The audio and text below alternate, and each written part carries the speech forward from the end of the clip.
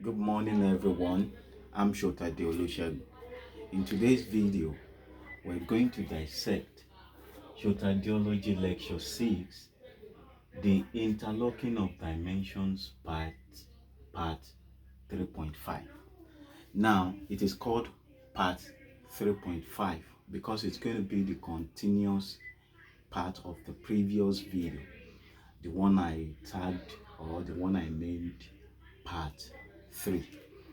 So that part 3, the previous video I didn't actually finish it. It got stopped towards the end, so I'll just continue from where I stopped in this particular video. So there is one correction that I quickly want to make. In that video there was a slip of tongue. I was actually referring to a suspension or a suspended value of 5.7 times 10 raised power minus 32 instead of this particular value, which is 5.7 times 10 raised power minus 48. Now the reason this value has to be used, this particular value, it has to be the value that we must substitute in the place of this m and this m in order to get this value. Now if you have tried using that particular value of 5.7 times 10 raised power minus 32, you will not get this particular value. And when we look at this region where we have the quantum suspension, there is a kind of flipping right there, because the value of 5.7 times 10 raised power minus 32 is bigger than this particular value, and it is expected that the bigger value should be right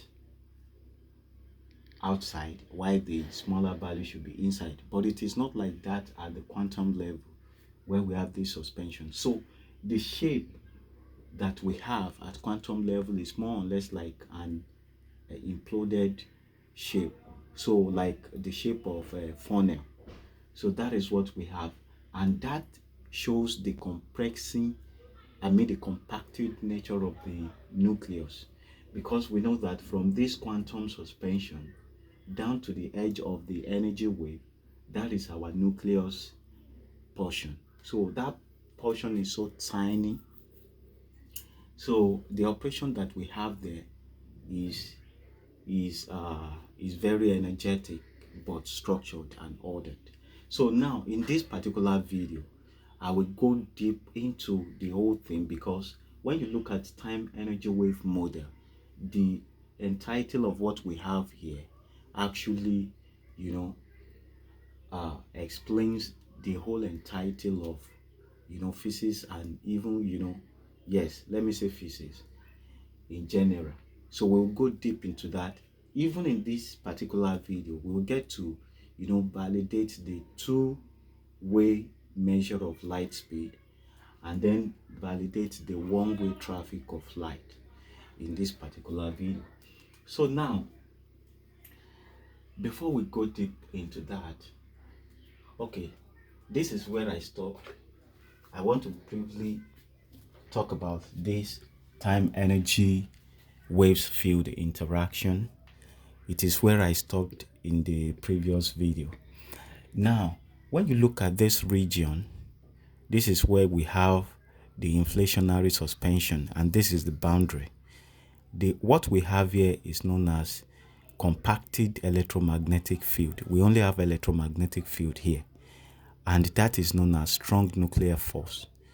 Now strong nuclear force, it has its own degeneracy pressure towards the edge boundary, while the weak nuclear force that we have here has its own degeneracy pressure towards the central point of the system. So now we're going to see how the nucleus is being structured. The system in the nucleus is different from what we have in the standard model. So standard model of the physics states that we should only have a positive charge that is being evenly distributed in terms of charge. But basically, that is not what we have in terms of uh, atomic nuclear model. So what we have in terms of atomic nuclear model, based on this research discovery, is that we have mixture of electron and proton in this system. And I will explain that because inside the system we have a compacted equilateral triangle, which is inversely related to mass accumulation towards the central point, and that explains the reason we have some isotopes to be, unstable, while some are stable. So we'll go deep into the, deeper mystery of the universe by using everything that we have here. So now we can say that there is no way we could have had, mass convergence in this environment, but what we have here is the clumps of energy. So we have mass convergence of energy here, and so I call it energy density rather. So that is the difference we have here. What we have here is energy density, but what we have here is known as mass density. So those are the two, that is the difference.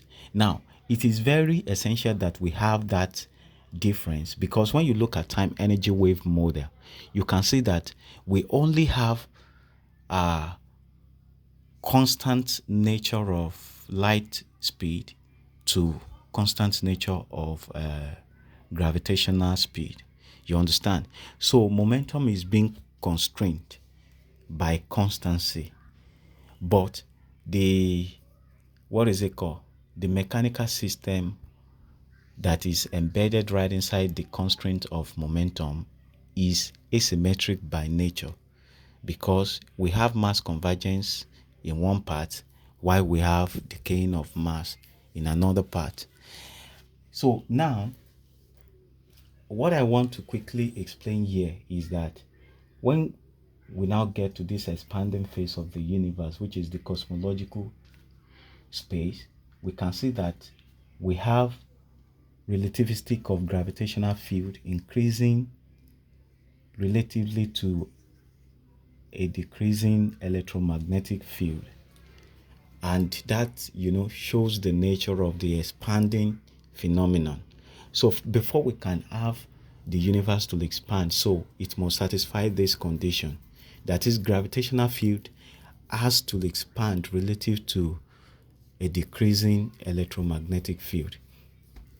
So now I want to use this region to explain the reason we have a tilt effect towards the past when you have somebody moving away from the earth. Now this is the real classical mass worth, and by having the real classical mass worth right here relative to this energy density, which is known as arbitrary mass worth, we know that the trajectory of this gravitational field is towards the central system, down to the quantum level.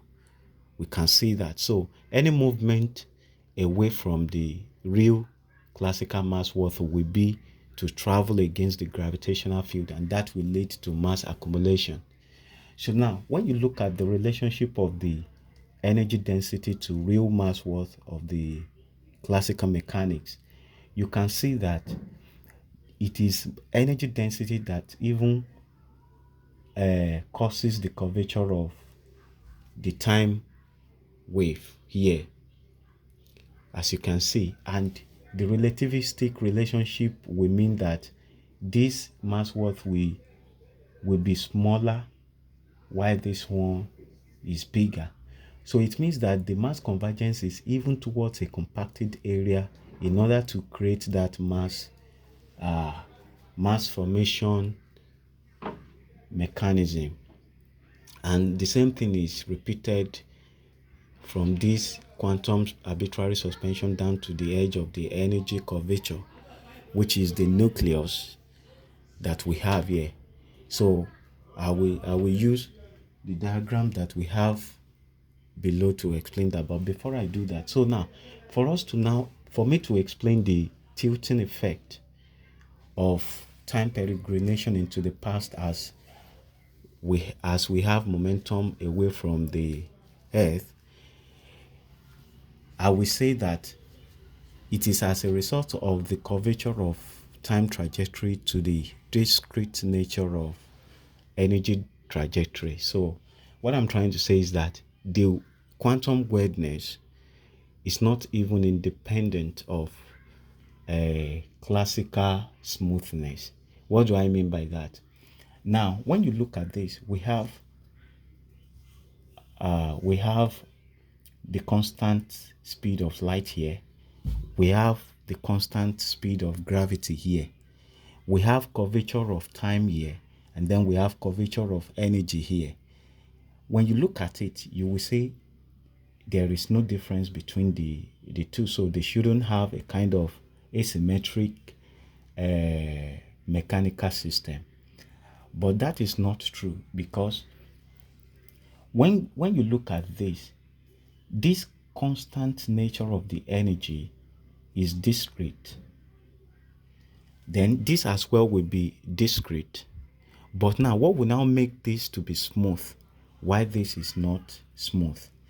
What makes this to be smooth is for the fact that we have a spacious atmosphere or spacious environment in this region, and as a result of that we allow for the smoothness of time trajectory. But here, even though this constancy is expanding relative to the time trajectory, we still have it being contracted in order to continuously generate radiation. And how do we know that? The reason we know that is for the fact that energy remains discrete. So the discreteness of energy is being maintained by this constancy. And for that to be maintained, then there must be an energetic momentum to facilitate that. So the contracting nature of this quantum phenomenon will be relative to the constant measure in order to allow us to have that discrete nature. So if that energetic momentum is higher or lesser, that will lead to something else, as we will see from this region down to this edge. You understand? So now basically let's see this so that I can use this to explain it. What I'm trying to say is that this is the Star of David. This Star of David has to be a symbol that is so unique. It's a powerful symbol. So based on the discovery, I was actually linked to this particular symbol in order to explain the phenomenon of the universe. So now, I said that the instant trajectory of time as the present phase will be the static combination of the past and the future. Now, we know that the past, we have equilateral triangle for the past, and then we have equilateral triangle for the future, and that signifies the momentum of the past and the future. So for us to have that static nature, we need to stack the equilateral triangle of the future to the equilateral triangle of the past vertically like this. And once that is done, then we're going to have the Star of David. So the edge region to the suspension of the equilateral triangle of the past, which is this one, at the edge we have the compacted nature of the nucleus. And by using this compacted equilateral triangle, we can actually explain the structure of the nuclear system. Now this is the compacted gravitational field. You can see by having this equilateral triangle, then once we now have accumulation of mass, then it will get to a point where the smoothness of that mass accumulation towards the central point, we align with the curvature of energy to have standing wave. Then the projection of that standing wave will be vertically to the top in form of 3 dimensions. So we know dimensions are, degree of freedom and powers. So basically, if we're to have even by having 1 dimension, we have combination of degree of freedom and power. So degree of freedom is referring to time trajectory, while that of power is referring to the energy trajectory. So there shouldn't be anything like having y-axis for time, then having x-axis for space, because the y-axis for time should be combination of time and energy, while the x-axis too should be combination of time and energy, just as we have in the case of fourth dimension of space time. You understand? So once we have that, the relativistic scaling of that arrangement is what leads to space, the expanded space that we have. So right now, this compactness, the system that we have in the nucleus, since we have higher mass towards the central 0 point here, that can explain the reason we have some isotopes that are unstable and some that are stable, to actually lead to decaying mechanism, which is known as weak nuclear force. You understand? And then that explains the reason we will have, the smooth curvature. And if we now have that smooth curvature, it means that once energy gets to that point, it will become smooth. And if that is equal to the smoothness of time trajectory at the classical level, then we're going to have that static and undulating field, just as we're going to even have standing wave in the nucleus. So basically, that is just to briefly explain that. So now let's get back to this time energy wave field. So now that has been explained like that, the tilting effect.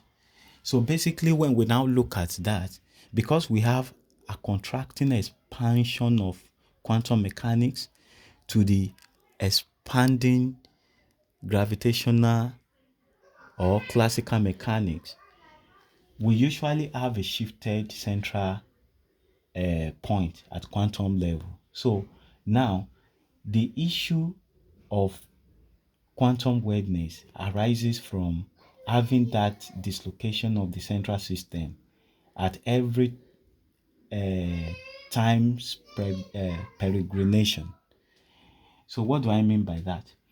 Vertically, we have dislocation of the central system here, and that will allow us to have the tilting effect of time peregrination relative to forward moving time trajectory, which is smooth because there is enough space for it to transit from that point where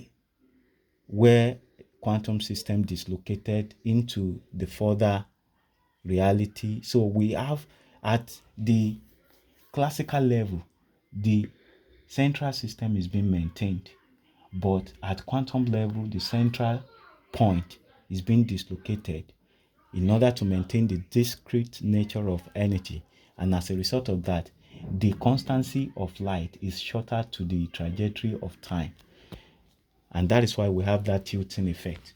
Now, by having that tilting effect, same thing will happen when we have an object moving towards the earth.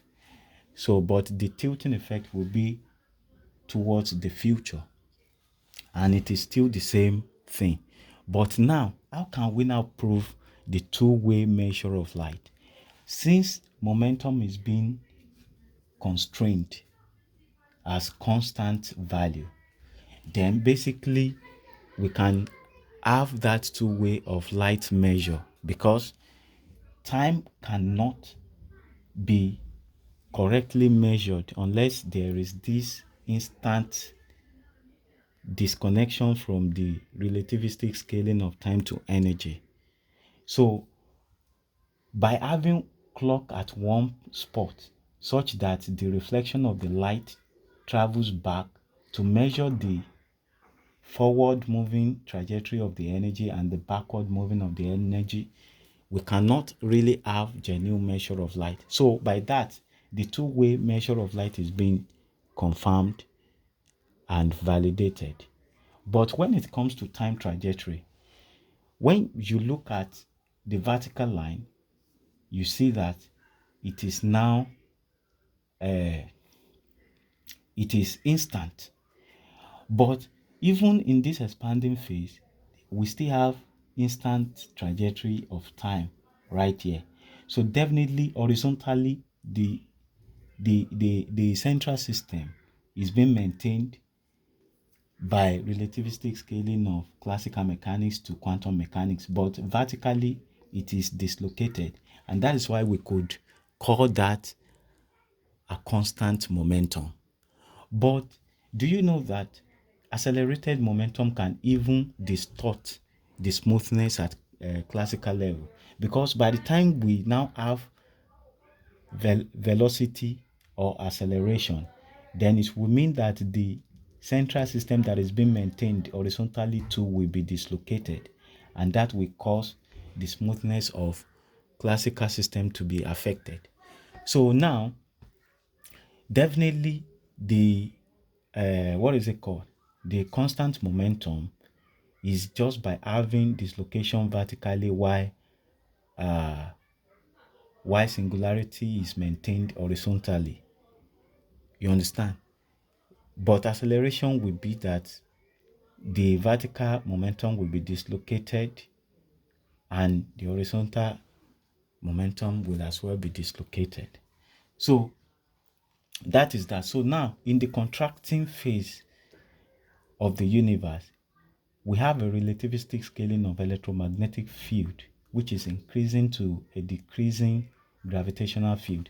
That will lead to decay, and that will result to free fall that we have as gravity of the classical system. And this boundary is the neutron star's suspension. Right inside this compacted area, we only have a compacted gravitational field, and that will result to mass density. So we can call that weak nuclear force. So now the difference between weak nuclear force and strong nuclear force is that the generacy force, the generacy pressure of this weak nuclear force is towards the central point system, while the generacy pressure of this strong nuclear force is towards the edge boundary of the compactedness. So that is that. I believe that has explained, the movement of of uh of the expanding universe and then the contracting universe. Now, another thing I want to prove is the instancy of time trajectory. I have proved the two-way measure of light. Now I need to prove the one-way traffic of time. So now, what I want us to know is that for this instancy to be maintained, there must be some kind of disconnection, instant disconnection relative to the speed in order to maintain the central point for us to have this vertical line. So now, how do we get that? Let me use this Star of David to explain that. Now, we already have smoothness of time trajectory, but we have discrete movement of uh, of energy based on the contractness of that system. But now, how can we get to a point where the energy will become smooth and then be equal to the smoothness of time for us to have this vertical line? Then you see that the moment we have the trajectory, because right here, right from here down to this spot, we have free fall. By having free fall, it can be vertical.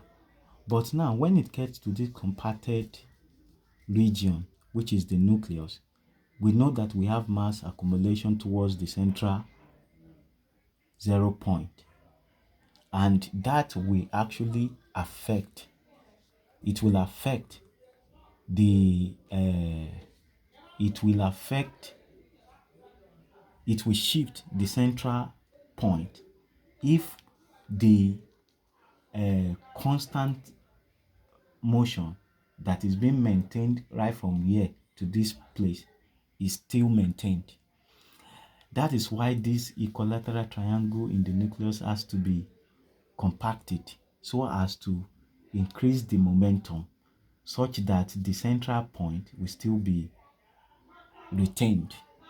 But the moment and when you look at it, that is telling you that the constant slices of this compacted region is being so tiny such that it could resort to smoothness for the energy, and then by the virtue of mass accumulation it will actually align with the curvature of energy for it to be smooth. And once we have that equal to the smoothness of time, we then have this maintained reality. So now then the trajectory will still have to go beyond to connect to the what I call positron. But we have two ways of actually explaining this. The thing is that it's either, because when you substitute the value, I will have to use this. I will have to use this to explain that. What I need us to know is that the moment we substitute this value in the formula of everything to generate this, by having this value, we know that this value is bigger than this value. So this serves as the base limit, and this serves as the peak limit boundary for electron. So we are unable to really get the actual electrons value. So basically, with that, we know that accumulation of mass is towards the 0 point by having that. But now the thing is that once we are unable to measure the actual value of electron, it could be that electron is a missing virtue in the nucleus.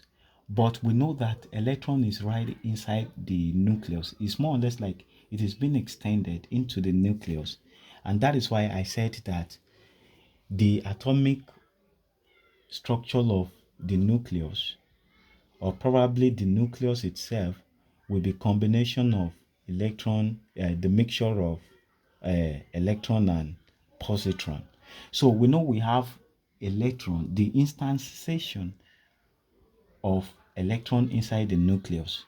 So if electron is missing, it could be that it will serve as a hole, and if it serves as a hole, it will then act as a positron, and then that positron will attract the electron of the 3 dimension and stack it on it.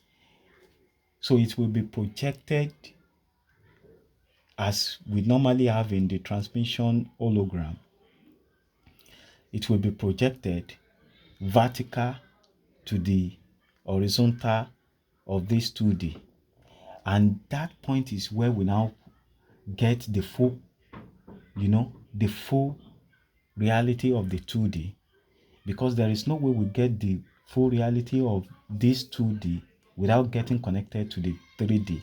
And the moment the 3D is stacked on it and projected as 3D, then the full reality of the 2D is achieved. Then the full reality of 3D will be achieved when it gets connected to the 4D. So the issue of having time as fourth dimension is quite uncalled for.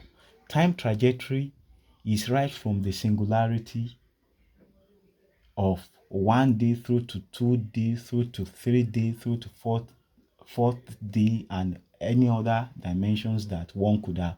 It's not that it is at one point being stacked as one-dimensional to three-dimensional space or whatever.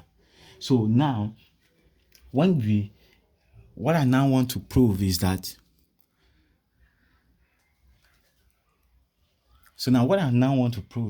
now here we can see that the trajectory, if the missing electron serves as positron, it will then attract the electron of the 3D and stack it upon it for us to have the reality. And it could be that the electron is right inside the nucleus, then what we're connected to outside will now be reversed in order to act as positron, and then that will now attract the 2D. So whichever way, we can see that there we have the interlocking of dimensions to fully explain, dimensions as they are. So now I'm going to use this to now explain the 1D, 2D to 3D. So now this is going to be the final part of the interlocking of dimensions. So I want us to fully understand it. Now this is 1D. When you look at it, the relativity of this 1D will be that we have mass density relativistically connected to energy density relativistically connected to mass density. And if we have it like that, then we can say that red stands for energy trajectory, blue stands for mass trajectory. Now, when you now look at this 2D, you can see that we have trajectory of mass convergence and then relative to trajectory of energy density. Okay. Now, if we have another version of this which is inversely related to this, then we will then have 2D. So you can see that here we have the trajectory of energy density and then trajectory of mass density. So this is inversely related to this. We have 2D. Now let's look at 3D. 3D, you can see that we have mass trajectory, we have energy trajectory, but here we have mass trajectory, here we have energy trajectory. So this whole plane, 2D plane, is inversely related to these two planes. And when they are now relativistically connected, we have it to be 3D. So you can see that here we have energy density, here we have mass density, energy density, mass density, energy density, energy density, mass density. So they are inversely related, and that is the mechanics or mechanism of dimensions. So that is that. Now I want you to look at these objectives of Sotadeology, where I have treated, this is what I just finished now. We have gone through the introduction. So the next topic will be understanding of consciousness. So I'm going to talk more on consciousness in my next video. So we're still going to explore all these ones in Sotadeology for us to understand. So basically, I want to talk about, the beginning of the root of quantum mechanics. The problem, arises from black body radiation, when scientists were like trying to get how much light different materials emitted as a function of temperature. And when they did the experiment, they realized that the short wavelength leads to what is known as ultraviolet catastrophe. And that means that there is infinite radiation at short wavelength. That is this trajectory.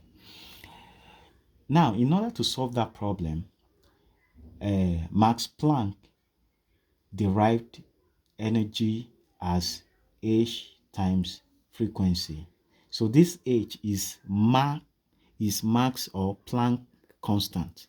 This h is Planck constant multiplied with frequency. We have that infinite radiation being solved like that. So from that, you get to know that the constant nature of momentum is meant to subdue the effect of infinity. You understand? And then the inverse relationship of energy's infinity to time instancy is what actually give us the constant momentum in the universe. And then it is what is also being used to maintain the trajectory that we have. You can see how that is connected.